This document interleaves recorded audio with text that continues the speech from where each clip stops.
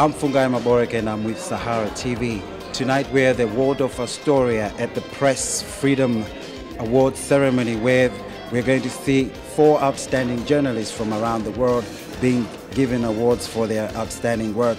We have Alan Rudsbridger, who's from the United Kingdom. We also have Mr. Donab Wachen, who's from Tibet in China. We also have Mr. Ajmoj Askarov from Kyrgyzstan. And then we have Ms. Mae Azango, who's a Liberian journalist who actually went into hiding because she had reported on female genital mutilation. So right now, it's just the reception before the award ceremony.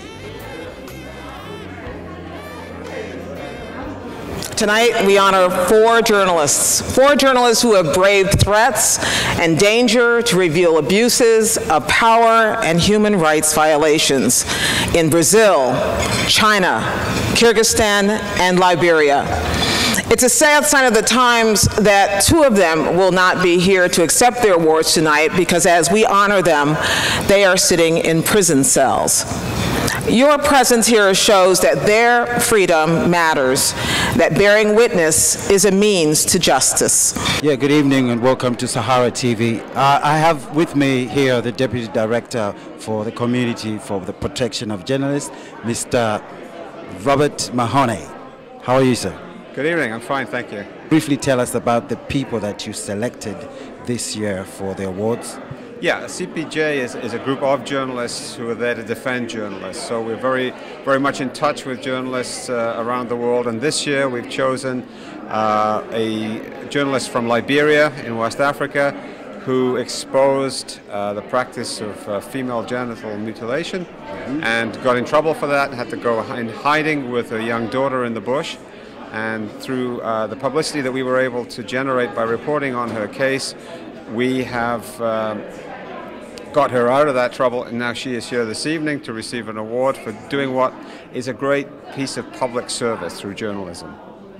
Okay, and we see that you have 3 others that you have chosen, and we have Tibet, we also have the UK, and so out of Africa, this was almost like one of the outstanding female journalists actually that have been affected by their governments for doing what they should be doing. I know we have others like in Zimbabwe, but this one was obviously outstanding in your case, right? Yeah, the problem we have, you know, is deciding who not to include because there are so many good candidates for these Press Freedom Awards. This year we've chosen someone from West Africa. In previous years we've even chosen from Zimbabwe, for example, Beatrice Mtetwa, who is a lawyer who defends journalists. We've had journalists from Uganda and journalists from Kenya. So what we hope to do is to express, our solidarity with the journalist community in Africa by bringing this award and getting the attention that such an award in New York City on a night like tonight in front of all the media elite of North America, that can shine a light on the plight of journalists and the difficulties for journalists in Africa. We're here with Mohamed Kita, and Mohamed Kita is the Africa Regional Coordinator for CPJ. Mr. Mohamed, thank you for having us here. And why did you pick Mae Azango, can I ask?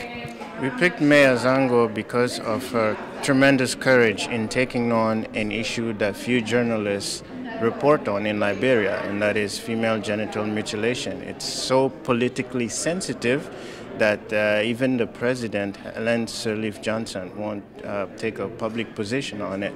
And Mae Azango has given voice through her story to victims of this practice that is hushed up. And she, throughout her career, she has taken on the abuse and the violence of against women and girls in Liberia. These are issues that male journalists in Liberia don't report. And she has continued to report on these issues despite facing intimidation, besides being ostracized in her own society because she's speaking out and she's saying in public issues that people don't want on the public domain. Which a high-powered general at the time deemed libelous. This longtime supporter of CPJ believes, rightly so, that the rights of the press are the rights of the people. Please join me in thanking and welcoming the chairman of Boyce, Schiller, and Flexner LLP, David Boyce.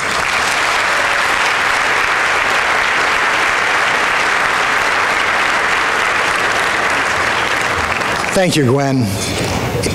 This is not a question of democracy.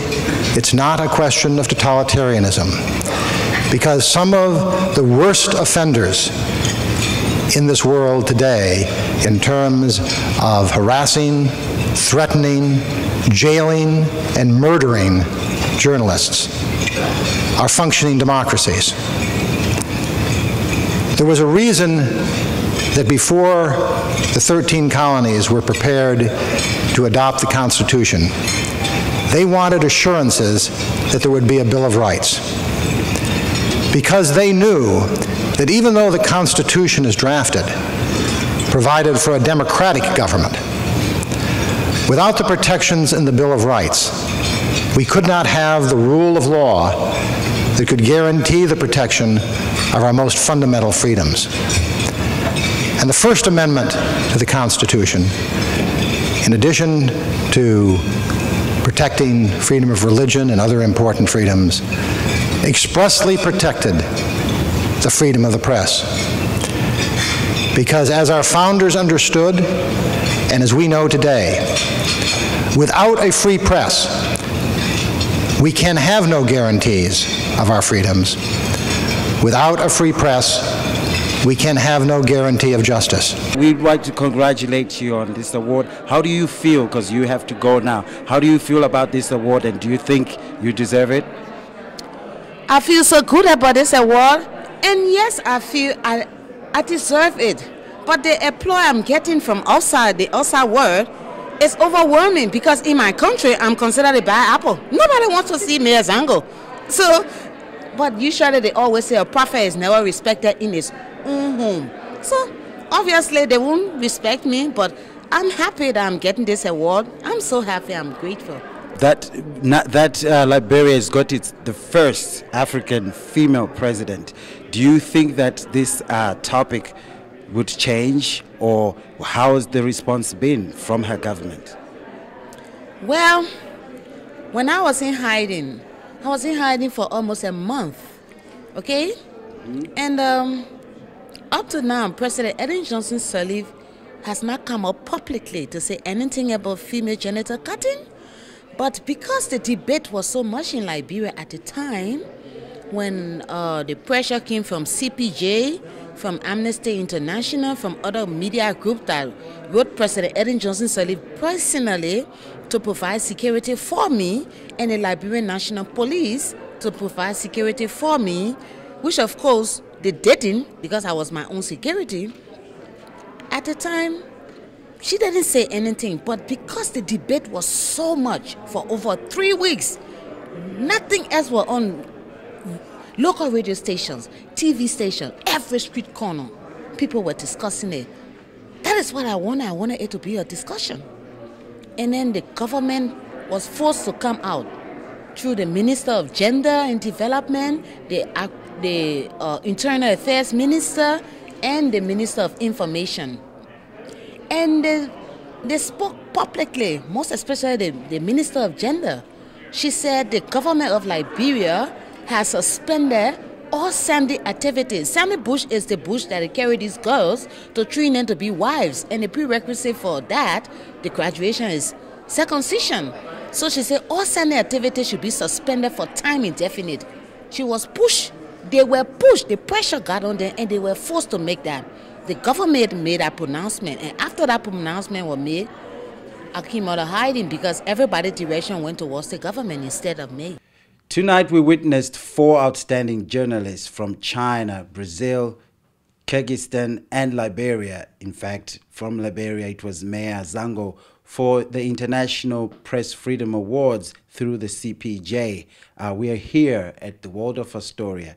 Reporting for SaharaTV, it's Fungai Maboreke.